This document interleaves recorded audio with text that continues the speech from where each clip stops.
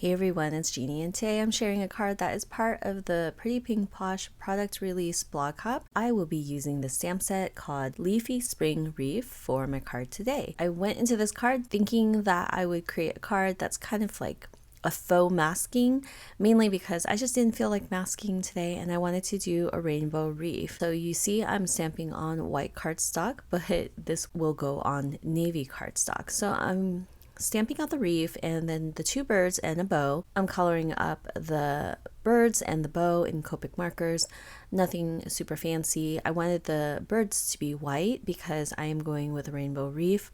Usually whenever I do something rainbow, I want something neutral included as well. And with the birds, if you want it to look white, you just use some shadows, which is what I did. I just used some cool grays to do that. And for the bow itself, I'm going to go with red because I just wanted that bright pop of color against the rainbow, and I'll have the pink portion of my rainbow at the very top, so it will be contrasting against the colors that will be at the bottom of the wreath with this red bow, and you'll see it'll make sense later on. Again, this card is part of a blog hop, and I will leave my blog link down below. There's a giveaway, and there are multiple days for Pretty Pink Posh giveaways. It's usually 3 or 4, and then each day there are 2 winners for a $25 gift card, so it's something that you should definitely check out. You just need to leave a comment for a chance to win. Then next week there's going to be an Instagram hop as well. There's just so many chances to win. The bow and the birds, I went ahead and die cut them out after I finished coloring, and then I trimmed off the wreath area because I'm going to be doing ink blending. I'm using Ink on 3 Atelier inks, and I actually didn't even ink these up. They're just so juicy that I just used whatever leftover ink there was on my little foam blending tool that I didn't have to ink it up at all. So I just inked in rainbow colors. I used 6 of them, and I'm using the coordinating die to cut this out. I always use washi to hold down my die cut so it doesn't move. I have a tendency to move things when I run it through my die cut machine, and this just ensures that nothing moves and it's cut out properly. To make it look like it belongs on the navy cardstock, I took one of my dark blue markers.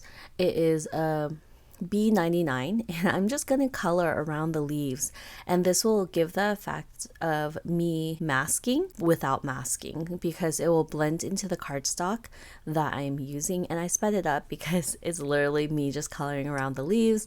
I do it pretty carefully because I just don't want any of that blue color onto the leaves, and it maintains the shape of the leaves, and it looks like a wreath here. And I know that the branches of the leaf don't show up here, but we'll change that in a bit by leaving a silver accent. So for my card, I decided that I wanted to trim this down and pop it up onto gray cardstock. So I had lined it up, and I'm stamping my sentiment, which is Easter greetings, and heat embossing it in silver. I had put the wreath around it, made sure the sentiment was where I wanted it to be, and then I did the heat embossing. For the images itself, the bow and the birds, I decided that I was going to trim off the white outline because I originally had thought I was going to use the markers and color it in and match the leaf colors behind it, but I decided not to. So I just went and fussy cut it. And when you fussy cut, you do end up with a white outline around the image.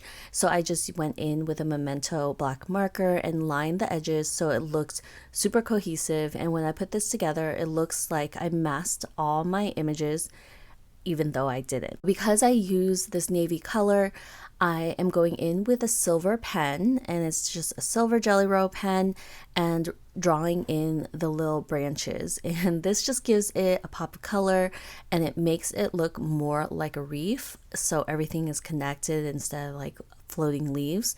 I thought it was a pretty accent, and it matches the heat embossed sentiment that I have for the Easter greetings. It also matches the birds because they're white, and I thought that just made it really fun.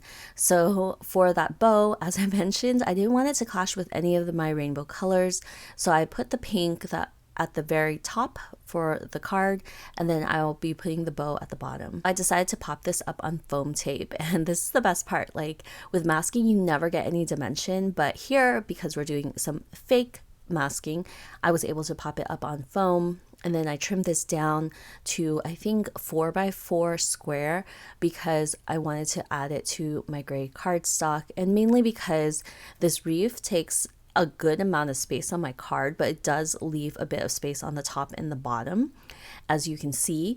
And I decided that I would just offset that by adding strips of the same navy cardstock on the top and bottom as accents. And I tend to do that because I have a hard time with extra space. So I usually add details like a strip of paper or some type of decorative element on a card where there is space, and it just kind of breaks up the whole pattern.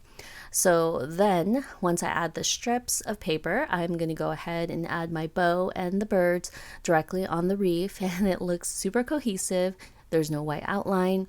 I'm generally not a fan of the white outline, but I do see why it's appealing to others because like it's quick to die cut. I tend to do one layer cards. I think that this turned out really pretty, and it's just an easy alternative to masking, and you can do it as long as your images are simple. That's it for my card today. I hope you enjoyed it, and be sure to stop by the blog for a chance to win a Pretty Pink Posh gift card, and I will see you guys next time with another video. Bye!